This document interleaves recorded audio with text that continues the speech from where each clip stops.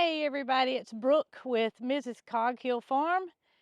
Blue skies are upon us, and I am taking advantage of the last little bit of time that I may have to wear shorty shorts.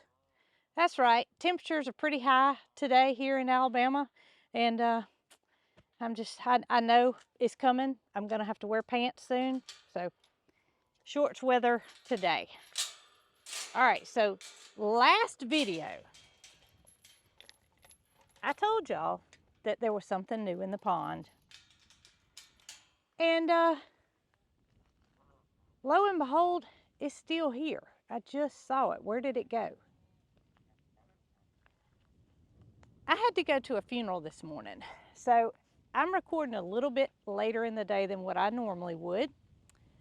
I pull in the driveway and I look over to see that egret, which is a snowy egret, by the way, flying over the pond. The geese are all down in the pond today. Here's the geese. You can see them. I don't know if I can show y'all or not, but Mr. Snowy is what we're going to call him. We have a lot of things that have snowy names in them, but snow doesn't happen very often in Alabama. So Mr. Snowy, which is the snowy egret, has now decided he needs to live with the geese. He's okay by me. I don't know if they had a conversation and he had to like perform some kind of initiation before he was accepted into the goose clan, but he's here. He is here right now. So I'm not sure if you guys can see him or not, but under the pipe on the other side of the pond, there Mr. Snowy is, walking around like he owns the place, while my geese swim along. But not only are there geese, yesterday I came down to the pond to take a peek. And do y'all hear that? Do y'all see that? Look at those little dots that are skedaddling. Almost looks like they're skedaddling on the top of the water. Let's count them. 4, 5, 6, 7, 8. And then there's a straggler behind, which makes number 9. Y'all, this is the 3rd brood that this duck has hatched this year. This is a female mallard. She comes and goes. There he goes. Let's see if we can't see Mr. Snowy in flight. Where's he going? I don't know if I got him on camera at all. I couldn't see.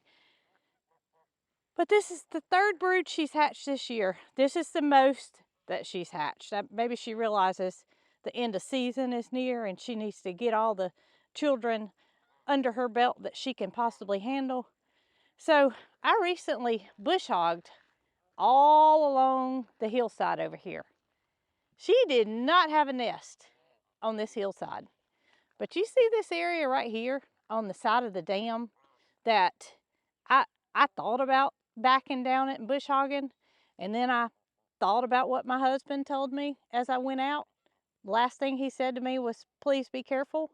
So I didn't cut that hill, but I'm willing to bet that that is where her nest was and her 9 little babies out on the water.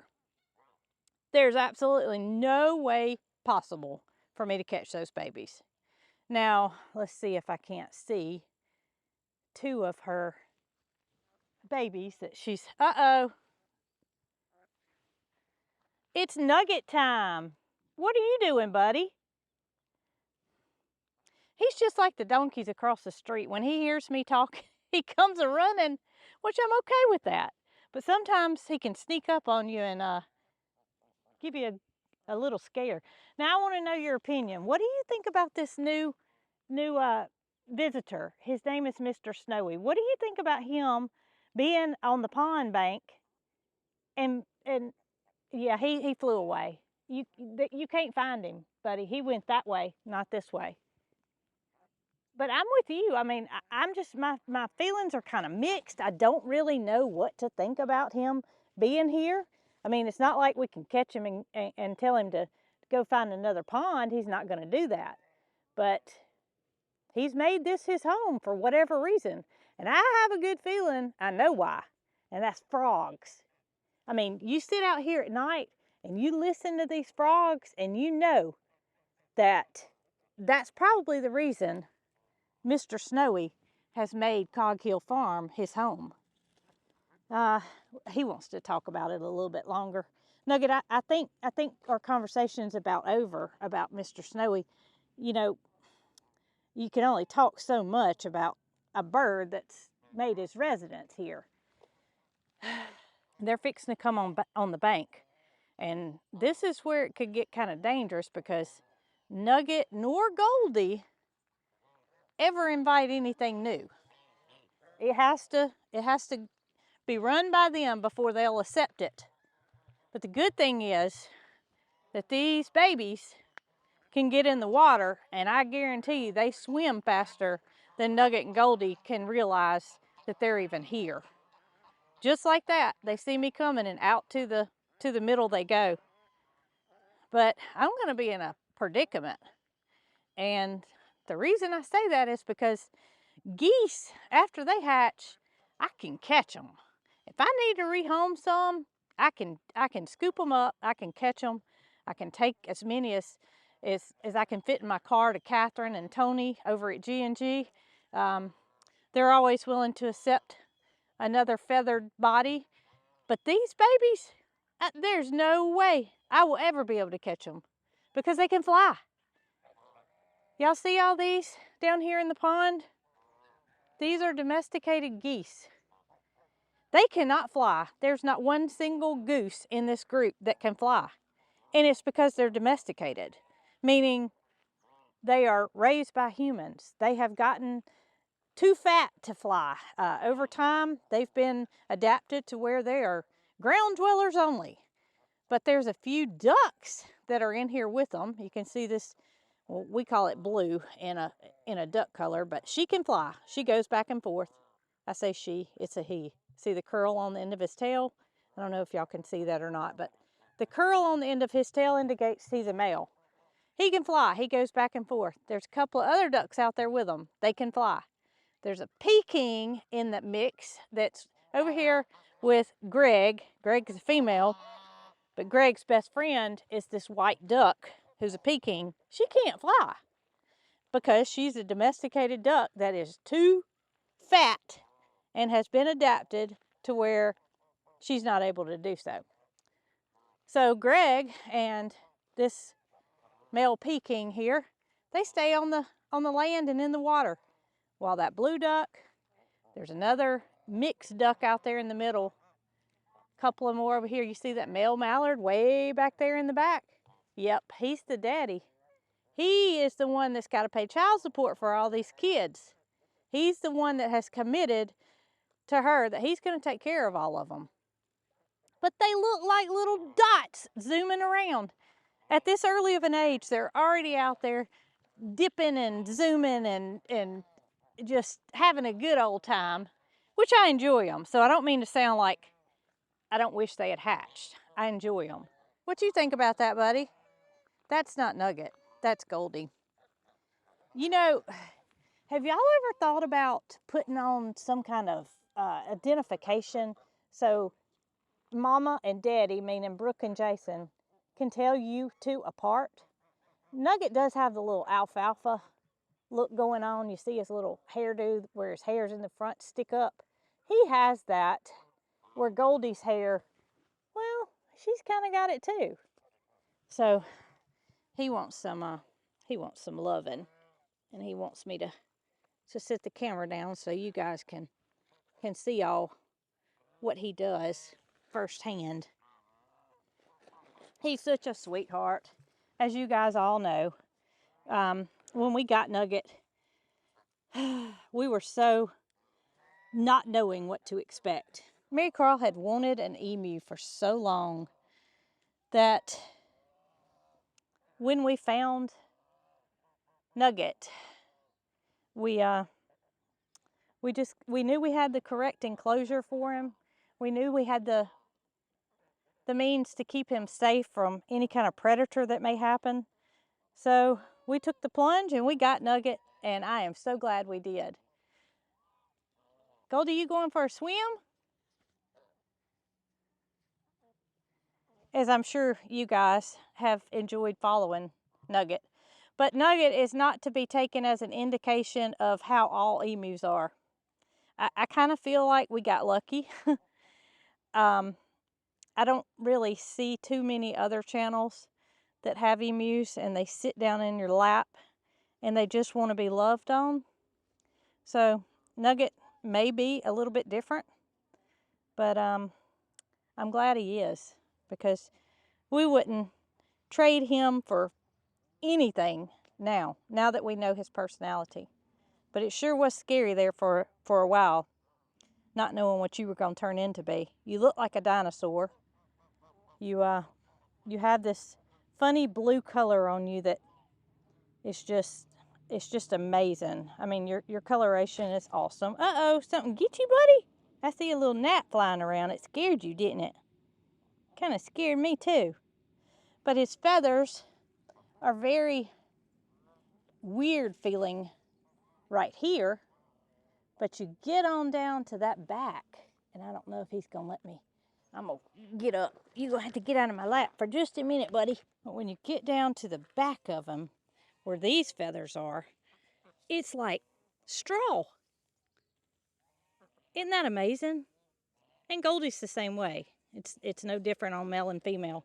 But to me, it's amazing how they don't make hardly any sound when you touch them up here. But you come down to his backside, and it's like literally straw. So I'm real curious now as to, if I walk over here in this overgrowth, if I'm gonna see where she had this nest. And we're gonna pass right by her where she's got the babies.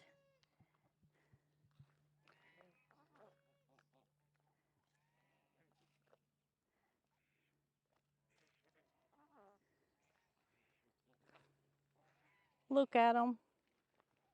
I mean, cuteness overload. And I said that mallard was the daddy. I could be wrong, because she looks like she's getting along pretty good with that little call duck mix over there.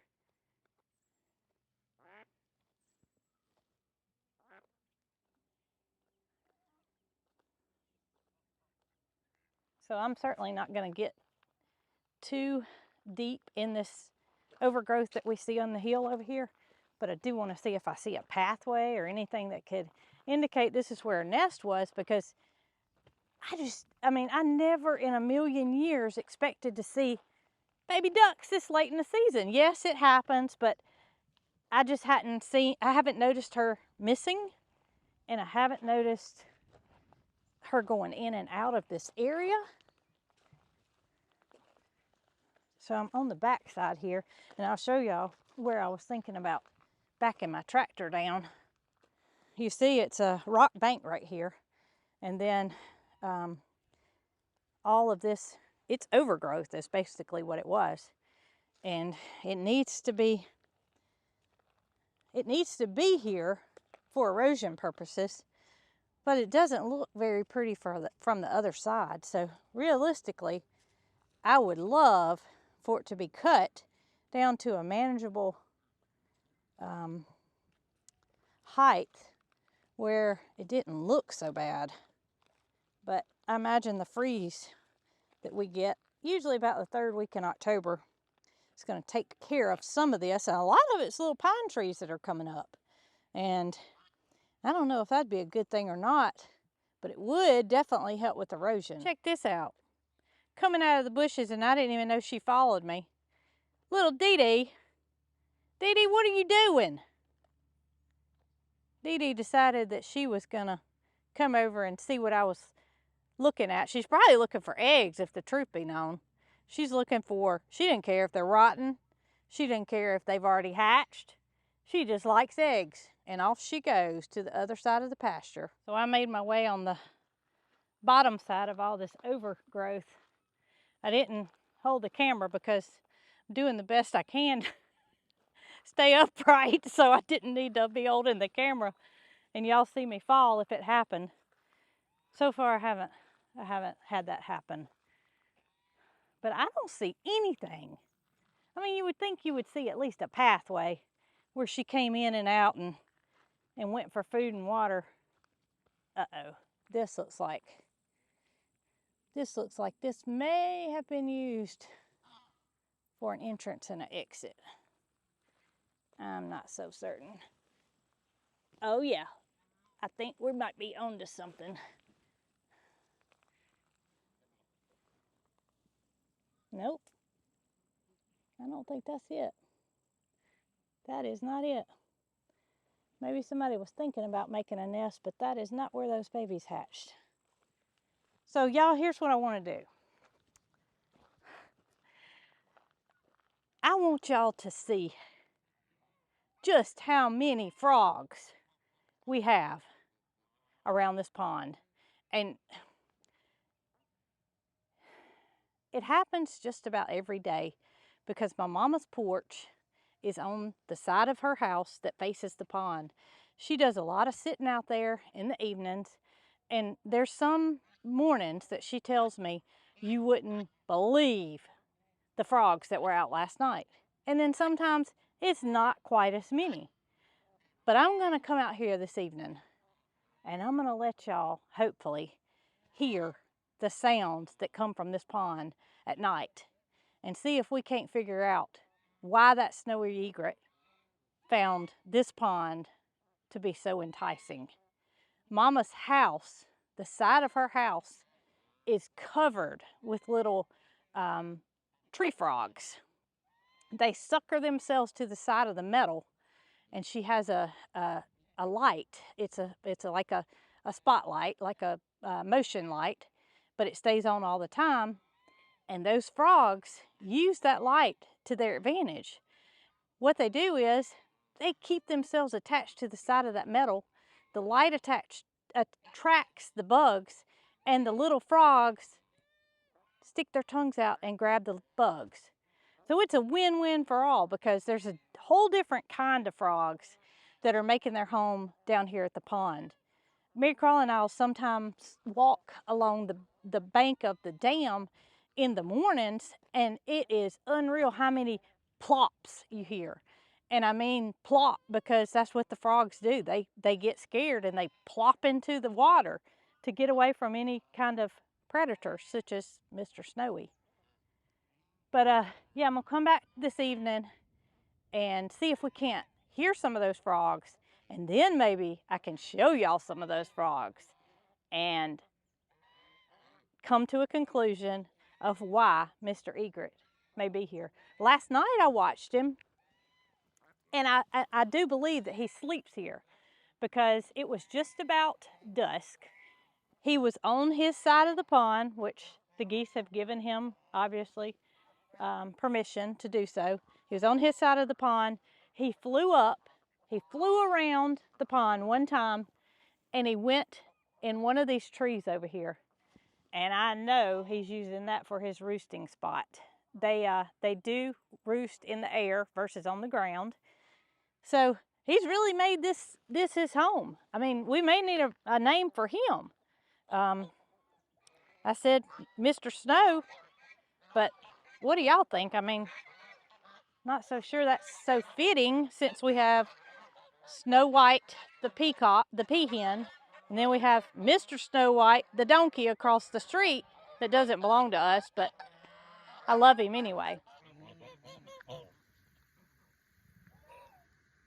Well, I wanted to show y'all the area that I'm talking about before it gets dark, so you could see just exactly the white metal by her window with the light that I'm referring to about the frogs. All right, this is the side of her house that her screened-in porch is on. There's the light. Come on down. There's a window. Here's a window box that's seen its better day. But let me show y'all what happens most days when Mama waters this box. Don't know if it's going to happen right now because it's a little warm outside. Well, let's see if we can't just see what's lurking in here right now. All right, they made a fool out of me. They made a complete fool out of me. Usually, when she waters the flowers, frogs go everywhere. Probably what's going to happen tonight, when I come back to show you the frogs, they're probably not going to be here. But we're going to see. So I will see y'all after a while. Well, I've got a headlight on my head. Jason informed me I look like a coal miner. But I have got to show y'all the moon, just in case you didn't get a chance to come out and look tonight. You're gonna see it now. Look at that. I don't know if the camera does it justice, but it's called a harvest moon, and it is really, really bright. So I'm hoping that the frogs know it's dark, know it's time to come out, because I don't hear a lot of frog noises. I hear dog panting. Rocky and Bandit standing right here with me. But we're going to head on over to Mama's house and see what the side of the porch is looking like. My mama came over a little while ago and asked me what in the world I was doing with this light on my head, and I told her I was coming to her house to see the frogs, and she said, Brooke, they're not going to be out until real late. Well, I've seen them before, and I can guarantee you it wasn't real late when I saw them. But I want to show y'all on the, this is the garage where I'm standing. And I'm not sure that we can zoom in on it enough to see it. But right there, see that dark spot? There's one of those frogs I was telling y'all about. It's like a tree frog. Here's another one. I don't know if y'all can see it, but there's a light here and he's sitting there waiting on the bugs. So there's a few over here. That's a good sign as to what may be on Mama's porch. There's another one sitting up there waiting on his bug. All right, let's go look. All right, here I am on Mama's side of the porch, and I'm focused in on one right here. He sees a little bug. I promise y'all that's not a frog panting, it's Rocky and Bandit. But this is just one of many. Sometimes the whole side of this metal siding is covered. He's not wanting to eat his bug on the camera. He sure is checking him out. Now here's another one right here. Here's Mama's little window box. And there's another one. Look how green they are. He didn't want to be on camera. There's another one right there. I don't know if y'all can see him or not, but that many tonight. I knew that's what was going to happen. Mama said after a good rain is when she sees the most of them. So it's been a few days since it's rained. But this little fella, he sure is wanting his dinner. And that little winged critter there is gonna definitely be what he ordered up. He's just waiting on the perfect time. I was sitting out here the other night. I was actually visiting with Mama on the back porch. And I got ready to go home. And lo and behold, one of them had his dinner right there in front of me. Now here's something interesting. I don't know if I can, he's in a dark spot. There's a praying mantis that just skedaddled up the side of the building. And I would not, oh gosh, I missed him. He just got his bug. Gracious, Brooke. There he goes, he got another one. I hate I didn't get that. I know we've all seen frogs eat bugs, but I was hoping to see a wall full of frogs out here tonight. You just aren't here. So up at the top, I want to shine my flashlight and see if I can't get it to where you guys can, I'm making a shadow now. Not good.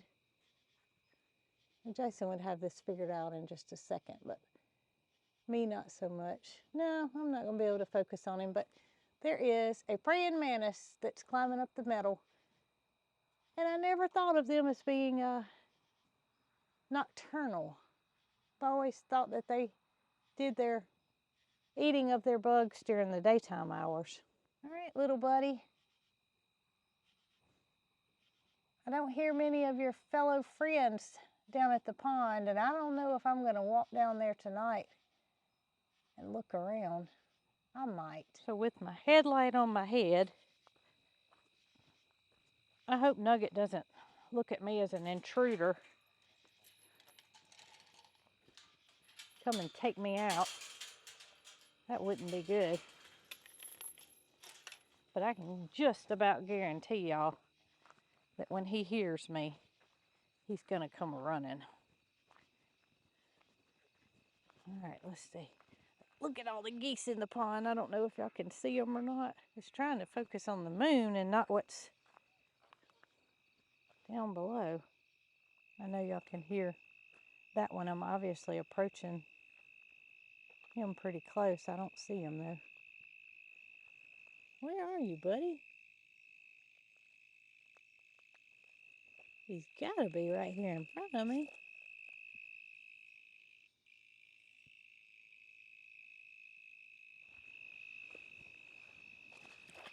Did y'all hear that? You would have thought that was a goose that jumped off the edge, but I assure you it was a frog. I don't know if y'all can see the geese in the pond, but it's a beautiful sight with the moon shining on them. And the moon is back behind me through the trees. But the sky is so bright. I mean, the backlight of the sky just lights up the whole night sky. So maybe that's why we don't see many frogs out tonight. So as silly as I may look with this headlamp on my head and the moonlight behind me, I want to show y'all one more thing before we call it quits on looking for frogs. And that is how Nuggy, he would like to be called Nuggy, how Nugget and Goldie sleep. And I'm trying not to be very loud because I have a feeling they're right over here. And it's quite interesting if you've never seen an emu at night. All right, y'all, I was right. I've got the moon in my back. Listen.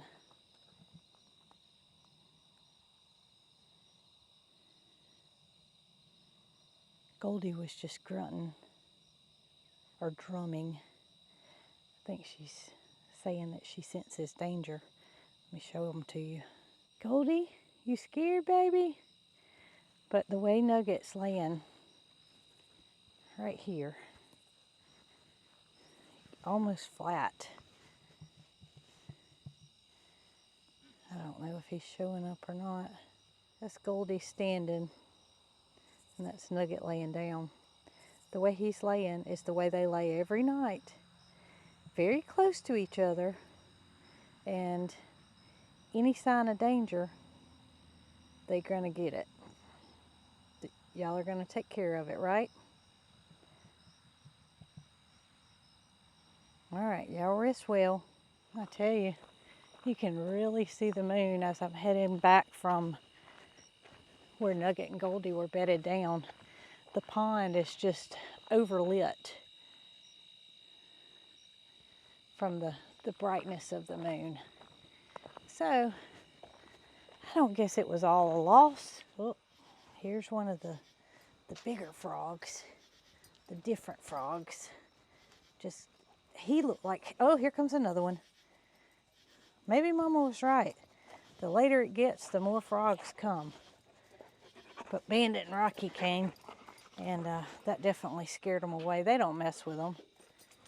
And old Mr. Frog's still up here in the same spot, waiting to get him another bite of dinner.